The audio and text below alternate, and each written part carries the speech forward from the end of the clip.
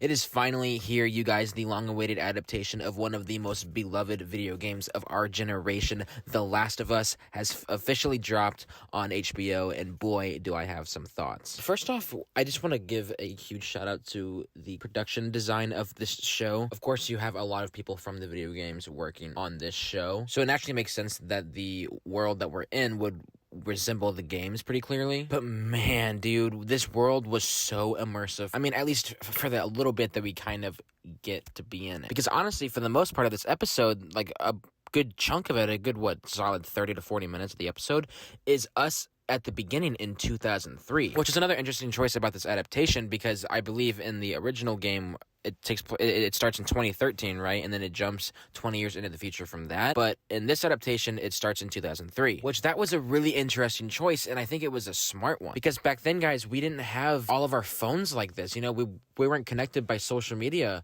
the way we are now, or even were back in 2013 even. So people couldn't just hear sirens and like see choppers flying over the house and then just turn on the TV or like open up Twitter and see what's trending. People just progressively found out through whatever's happening around them. And that made it so much more immersive, combining that with Craig Mason's choice that at first I wasn't on board with, but by the time everything was going down in the opening sequence, I totally gave into it. It's his handheld direction. Rather than using a grip or a dolly of some sort, he just shoots it all handheld. And it really immerses you as the viewer into the situation that the character is in. It makes you feel a part of everything. And he continues that direction style throughout the entire episode. Now, going into this episode, one of the things that I was most excited to see was Pedro Pascal's moment with Sarah. I'm not going to spoil what happens, but there's a moment between these two characters in the opening sequence of The Last of Us that I was just so excited to see what he was going to do with it. And he absolutely delivered. He blew my mind. I'm going to call it right now, you guys. If the quality for this show continues from now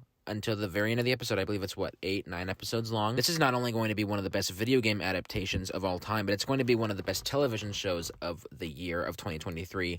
And Pedro Pascal is going to get a nomination for Joel. And honestly, Bella Ramsey is probably going to get a nomination for Ellie. Now, I could be speaking way too soon. The entire rest of the show could just be complete and utter garbage. I hope not. But honestly, that's how I feel right now. They bring these characters to life. And the score of the show, it makes you feel right at home with the video game. And yeah, like I said, if every episode is going to be like this, guys, we are in for a treat. This is a show that I'm so excited to see. There have only been a few shows in the past couple of years that I've been excited to watch week to week. That has been Succession, The Boys, Barry, and now The Last of Us. You guys, I am so excited to see this show.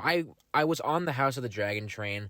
It's just, if I missed it one week, it wasn't that big of a deal to me. But this, guys, I gotta be there every week. What did you guys think about The Last of Us series premiere? How did you guys feel about it? Feel free to leave your thoughts in the comments below, and let's talk about it. Missing comes out this Thursday, and I'm going to be in that theater. You bet your ass. So I'll see you guys then. Thank you guys all so much for watching, and I'll see you in the next one.